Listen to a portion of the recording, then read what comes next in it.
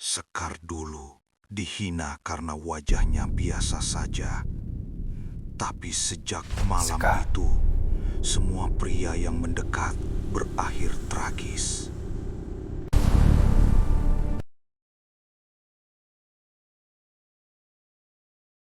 Hujan turun pelan di sudut kota kecil Jawa Tengah. Lampu jalan memantul di aspal basah seperti cermin retak. Sekar berdiri di depan toko kosmetik, menatap bayangannya sendiri. Wajahnya biasa saja, terlalu biasa. Dua perempuan di belakangnya berbisik pelan, lalu tertawa kecil. Sekar menunduk, pura-pura tidak mendengar, padahal hatinya seperti diremas. Malam terasa lebih dingin dari biasanya. Ia berjalan pulang tanpa membuka payung, membiarkan hujan menyamarkan air matanya. Di kamar kos sempitnya, ia duduk lama di tepi ranjang. Sunyi, hanya suara kipas tua berdecit. Lalu ponselnya berbunyi. Satu pesan masuk dari nomor tak dikenal. Kalau ingin dipuja, datang sebelum tengah malam. Sekar terdiam lama, menatap alamat yang tertera. Entah kenapa, ia tidak merasa takut. Ia merasa dipanggil. Gang itu sempit dan lembab. Hanya diterangi satu lampu redup. Di ujungnya berdiri rumah kayu tua dengan pintu sedikit terbuka. Bau dupa dan melati menyeruak pelan. Seorang perempuan tua menyambutnya. Rambut panjang terurai menutupi bahu. "Kamu ingin dipuja?" Suara itu lembut, tapi berat. Sekar mengangguk tanpa berpikir panjang. Perempuan itu menyentuh dagunya. Dingin sekali. Cantik bisa dipanggil, tapi selalu ada yang ikut datang. Sekar menelan ludah, namun tetap masuk. Pintu ditutup perlahan di belakangnya. Lampu dipadamkan, hanya lilin yang menyala. Bayangan menari di dinding kayu tua. Ritual dimulai. Jarum emas kecil berkilau di antara asap dupa. Tipis tapi tajam. Mantra Jawa dilafalkan perlahan, berat dan bergetar. Udara terasa berhenti. Jangan menjerit. Jarum itu menyentuh kulit pipi Sekar. Hangat, bukan sakit. Satu tusukan, 2, 3, sampai 9 titik tertanam di wajahnya. Sekar merasa ruangan berputar. Dalam samar penglihatannya, ia melihat siluet pria berdiri melingkar. Wajah mereka pucat, mata kosong. Mulai malam ini, mereka akan melihatmu berbeda. Lilin tiba-tiba padam bersamaan. Gelap total. Pagi itu, Sekar bercermin lagi. Kulitnya tampak lebih cerah. Matanya lebih hidup. Senyumnya terlalu sempurna. Di kantor, semua kepala menoleh saat ia masuk. Tatapan pria-pria berubah penuh kagum. Seseorang menawarkan kopi, yang lain membukakan pintu.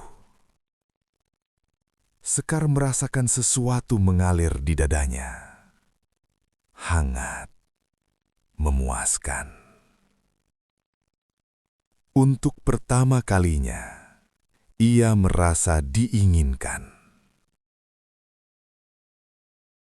Pesan masuk mulai berdatangan, satu demi satu. Ajakan makan malam, hadiah kecil, pujian tak henti-hentinya. Sekar tersenyum membaca semuanya. Namun setiap malam ia merasa ada yang memperhatikan. Cermin kamarnya memantulkan bayangan yang sedikit terlambat bergerak. Ia mengedip, bayangan itu ikut mengedip. Terlambat sepersekian detik. Sekar menahan nafas, lalu mengabaikannya. Pria pertama yang paling agresif mendekatinya meninggal dalam kecelakaan aneh. Motor tergelincir di jalan lurus tanpa hujan. Sekar mendengar kabar itu di kantor. Tangannya gemetar sedikit. Namun di dalam hatinya ada rasa lain. Bukan sedih. Sesuatu yang lebih gelap. Pria kedua jatuh sakit mendadak. Dokter tak menemukan apapun.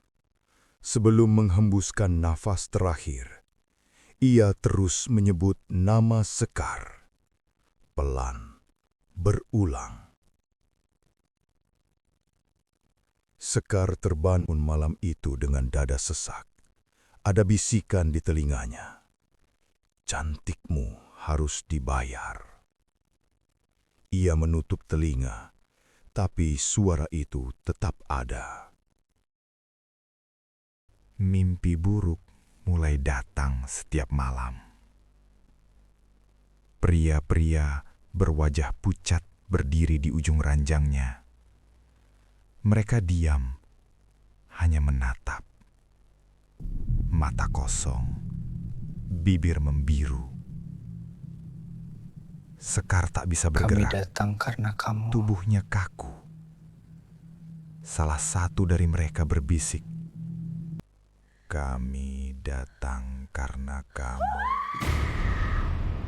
Sekar menjerit, terbangun sendirian. Ia kembali ke gang itu. Rumah kayu sudah kosong. Tak ada dupa, tak ada lilin. Hanya debu dan sarang laba-laba. Tetangga sekitar tak mengenal Nyai Raras. Seolah perempuan itu tak pernah ada. Sekar berdiri lama di depan rumah kosong itu. Jantungnya berdetak tidak teratur. Cermin di kamarnya mulai retak halus, tepat di titik susuk tertanam. Kulit wajahnya terasa panas, seperti ada sesuatu bergerak di bawahnya. Ia menyentuh pipinya perlahan, terasa berdenyut. Sekar menatap pantulan dirinya. Senyumnya muncul tanpa ia sadari. Perlahan, menyeramkan. Pria ketiga makan malam bersamanya. Restoran ramai, lampu hangat. Ia menatap Sekar penuh cinta. Tiba-tiba ia tersedak, tanpa sebab jelas. Wajahnya memucat sebelum jatuh. Tatapannya hanya pada Sekar. Dan Sekar tak bergerak. Bisikan makin sering terdengar.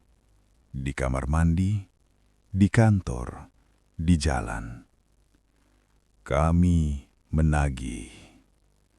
Sekar menutup mata, tapi suara itu datang dari dalam dirinya. Ia akhirnya sadar. Setiap pria yang benar-benar jatuh hati padanya akan menjadi tumbal. Susuk itu bukan sekadar pemikat. Ia pemanggil jiwa. Dan ia belum selesai menagih. Sekar gemetar, tapi ponselnya kembali berbunyi. Sekar berdiri di depan cermin lagi. Cantik, memukau, tak tersentuh. Ponselnya bergetar di tangan. Pesan dari pria baru yang ia temui pagi tadi. "Aku ingin bertemu lagi." Sekar tersenyum pelan. Di belakang pantulan cermin, siluet pria-pria pucat itu berdiri lebih banyak dari sebelumnya. Mereka tersenyum bersamanya. Lampu kamar berkedip, padam.